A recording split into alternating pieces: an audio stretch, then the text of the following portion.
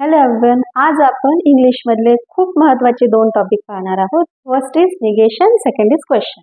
Negation म्हणजे एखादं वाक्य निगेटिव्ह कसं करायचं. जसं की माझ्याकडे आज वेळ नाही, तो माझा मित्र नाही, like and some questions. Is he working, तो काम करत आहे का, आज तो सुट्टीवर आहे का, लाईक दॅट. पण हे करण्यासाठी सर्वात महत्त्वाचा पॉईंट म्हणजे हेल्पिंग वर्ब्स.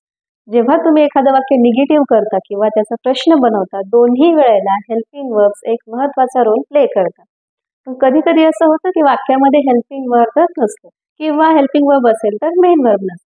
तर हे वेगवेगळे जे वाक्यांचे प्रकार आहेत ते कशा पद्धतीने आपण निगेटिव्ह किंवा कशा पद्धतीने आपण त्याचे क्वेश्चन बनवू शकतो, that we are going to deal today. So let's see some examples. I have already written on the board.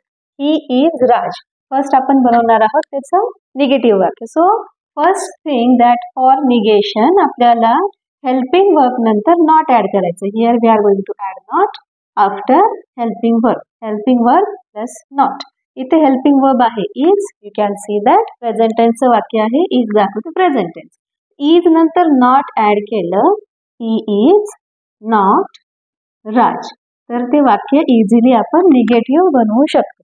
जेव्हा हेल्पिंग वर्ब असतात वाक्यांमध्ये त्यानंतर नॉट ऍड केलं, it becomes a negative sentence. Question कसं बनवणार? क्वेश्चन मध्येही हेल्पिंग वर्बच खूप महत्वाचे आहेत. इज जेव्हा तुम्ही सुरुवातीला ठेवा हेच वाक्य, पण हेल्पिंग वर्ब स्टार्टिंगला असेल.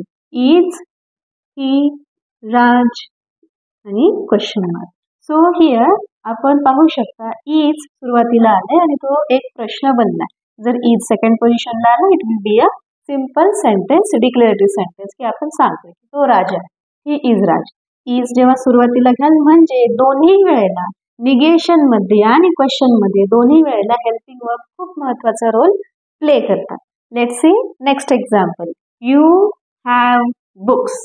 You have books. आपण हेल्पिंग वर्ब्स पाहिलेत आणि जर, हॅव, हॅज, वॉज, वर. इथे हॅव आहे, पण हॅव नंतर मुख्य क्रियापद इथे आलेलं नाही. जसं की ही, you have purchased book, you have brought books, असं कुठलंही क्रियापद त्यानंतर नाही. जेव्हा अशी कंडिशन असते तेव्हा आपल्याला हॅव नॉट घेता येत नाही. जसं आपण इज इथे इज नॉट घेतलंय, इथे हॅव नंतर क्रियापद नाही, त्यामुळे we cannot take have not. What we have to do?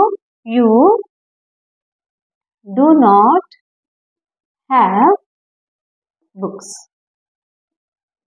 So इथे आपण हेल्पिंग वर्ब टू घेतला आहे, जो पहिल्या वाक्यात प्रेझेंट नव्हता. हॅव साठी डू घेतात, हॅज असेल तर डज घ्यावं लागलं असतं. डू नॉट हेल्पिंग वर्ब आणि not, helping verb not, helping verb आणि नॉट. आणि हॅव इथे मेन वर्बचं काम करतं. इथे हॅव मेन वर्बचं काम करतं आणि नंतर आहे तसंच वाक्य पूर्ण करायचं. जेव्हा तुम्ही अशा पद्धतीचे जे वाक्य असेल त्याचा प्रश्न बनवणार असाल तेव्हा आपण डूज यूज करायचंय सेम कंडिशनमुळे की हॅव नंतर क्रियापद नाही. सो डू येणार सुरुवातीला. यू, डू यू हॅव आणि बाकीचं वाक्य आहे तसंच. Give a question mark. Do you have books. सुरुवातीला हेल्पिंग वर्ब आहे, हा इथे हेल्पिंग वर्ब आहे सुरुवातीला. हॅव इथे मेन वर्बचं काम करते. Okay, I hope you understand. Let's see next example. He has called me. So you can C clearly इथे हॅज आहे, जे आपण हेल्पिंग वर्ब मध्ये स्टडी केलं होतं. He has called. कॉल्ड हे आहे आता इथे मेन वर्ब. हॅज नंतर एक main verb. He has called me, त्याने मला कॉल केला आहे. अशा कंडिशन मध्ये तुम्ही ही हॅज नॉट घेऊ शकता. He has not called me. आता इथे आपण हॅज नॉट घेतलंय, डज नाही घेतलंय. का बरं? हॅज नंतर एक प्रॉपर क्रियापद आपल्याकडे आहे in the form of V3. That is why after has you can use not. He has not called me. त्याने मला कॉल केलेला नाही. तुम्हाला विचारायचं आहे त्याने मला कॉल केला का, तेव्हा हॅजच उचलून पुढे ठेवायचंय. जेव्हा एखादं वाक्य आहे, करता, सहाय्यकारी क्रियापद, मुख्य क्रियापद, सर्व काही जेव्हा त्या वाक्यामध्ये असतं तेव्हा तुम्ही हॅज पुढे घेऊ शकता. Has he called me and give a question mark. Okay, has नंतर क्रियापद नसतं तर डज आपण घेतला असतो. So here you can say has he called me. Next is she works here. She works here. इथे ही नंतर इज आलंय, शी नंतर इज न येता इथे वर्क्स, डिरेक्टली क्रियापद आपल्याला दिसते. सहाय्यकारी क्रियापद नाहीच आहे या वाक्यामध्ये. शी नंतर मुख्य क्रियापद इथे दिसते, ती इथे काम करते असा ह्या वाक्याचा अर्थ आहे. मग आता आपण जर म्हटलंय की इज किंवा हेल्पिंग वर्ब नंतर नॉट ऍड करायचंय, या वाक्यात तर हेल्पिंग वर्ब नाहीच आहे. तर अशा वेळेला पण जे आपण एक्स्ट्राचे हेल्पिंग वर्ब जेव्हा काही वेगळी कंडिशन असेल तेव्हा यूज करतो. जसे आपण मागच्या लेक्चरमध्ये निगेटिव्ह सेंटेन्स करताना आणि क्वेश्चन बनवताना प्रेझेंट पास्ट फ्युचर रिगार्डिंग पाहिलंय, हॅव हॅड आणि हॅड मध्ये. त्याच पद्धतीने इथे यूज करायचं. इथे एस आहे, लक्षात ठेवायला इझी आहे. एक ट्रिक आहे आपली, शी वर्क्स हिअर.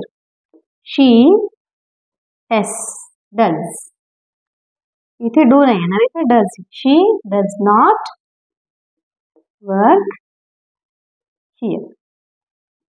हा वर्क जो आहे शब्द आहे तसंच घ्यायचा, परत त्याला एस नाही लावायचा. शी डज नॉट वर्क हिअर, ती इथे काम करत नाही. आता ह्याच वाक्याचा जेव्हा आपल्याला क्वेश्चन बनवायचा आहे, क्वेश्चनची पण काय कंडिशन आहे की सुरुवात हेल्पिंग वर्ब पासून करायची. पुन्हा तोच क्वेश्चन, इथे हेल्पिंग वर्ब नाहीच आहे तर आपल्याला डज यूज करायचं. What will be say, does she work here, does she work here, ती इथे काम करते का. ओके, सो आय होप थोडा लिंक तुम्हाला लागली असेल की निगेटिव्ह आणि क्वेश्चन वेगवेगळ्या प्रकारच्या वाक्यांचे तुम्ही कशा पद्धतीने बनवू शकता. हेल्पिंग वर्ब असेल वेल अँड गुड, इझी सेंटेन्स आहे जर हेल्पिंग वर्ब दिसते. हेल्पिंग वर्ब आहे पण मेन वर्ब नाही, हे फक्त हॅव हॅजच्या कंडिशन मध्ये लक्षात ठेवायचं. इज नंतर क्रियापद असेल नसेल फरक पडत नाही. इज तुम्ही मागे पुढे केलं की क्वेश्चन बनेल, इज नंतर नॉट ऍड केलं की निगेटिव्ह बनेल. हॅज, हॅव आणि हॅड हे तीन जे वर्ड्स आहेत त्यानंतर क्रियापद पाहिजे. नसेल तर डू डज किंवा डीड घ्यावं लागेल. त्यानंतर हॅव हॅज हॅड याच्यानंतर क्रियापद असेल तर आपण जे हे क्रियापदानंतर किंवा सहाय्यकारी क्रियापदानंतर आपण नॉट लावतो किंवा ते सहाय्यकारी क्रियापद सुरुवातीला ठेवतोय ते तिथे लागू होईल. And last one, they came today, ते आज आले. सिंपल पास्ट टेन्सचं एक्झाम्पल आहे, दे केम टुडे. आता हे जे क्रियापदाचं रूप आहे, पहिलं आहे प्रेझेंटचं, हे आहे पास्ट. जेव्हा पास्ट टेन्स असेल तेव्हा आपल्याला जो आपण एक्स्ट्राचा हेल्पिंग वर्ब घेणार आहोत तो पण पास्टच घ्यायचा. आता ह्या वाक्यामध्येही हेल्पिंग वर्ब नाही, सहाय्यकारी क्रियापद नाहीये. मग इथेही आपल्याला आपण ज्या प्रिव्हियस सेंटेन्स मध्ये केले तेच करायचं. दे डीड घ्यायचंय. डीड का घेतलं कारण वाक्य पास्ट टेन्स आहे. दे डीड नॉट, केम नाही घ्यायचंय, आता पुन्हा कम घ्यायचं. They did not come today. Did not come हे मेन वर्ब आहे आपलं, हेल्पिंग वर्ब हे आहे. So this is how you can make. आणि याचा क्वेश्चन बनवतानाही सेम जसं इथे डज आपण घेतला इथे डीड घ्यायचं. Did they come today? Did they come today? So this is how you can make some sentences and you can make some questions and some negative sentences. I hope you understood. This is how you can make different types of sentences आणि त्याचे तुम्ही थोडेफार changes करून negative sentences आणि question बनवू शकता. So आजचे 2 golden rules हेच आहे की जेव्हा तुम्हाला एखादं वाक्य निगेटिव्ह करायचंय तर हेल्पिंग वर्ब नंतर नॉट घ्यायचंय आणि समजा एखादा क्वेश्चन बनवायचा असेल तर येस नो क्वेश्चन स्पेसिफिकली सुरुवातीलाच हेल्पिंग वर्ब आले पाहिजे. जर वाक्यात हेल्पिंग वर्ब नसेल तर तुम्ही डू डज आणि डीड घेऊ शकता. डू डज प्रेझेंट मध्ये दिसतं आणि डीड तुम्ही पास्ट टेन्स साठी घेऊ शकता. अँड वन मोर थिंग, जेव्हा हॅव हॅज किंवा हॅड असेल त्यानंतर मुख्य क्रियापद नाही दिसत, main verb is not there. In that case also you can take have, has and do, does and did. Okay, I hope you understood. In the next video we will see some more grammatical things. Okay, till then, bye bye.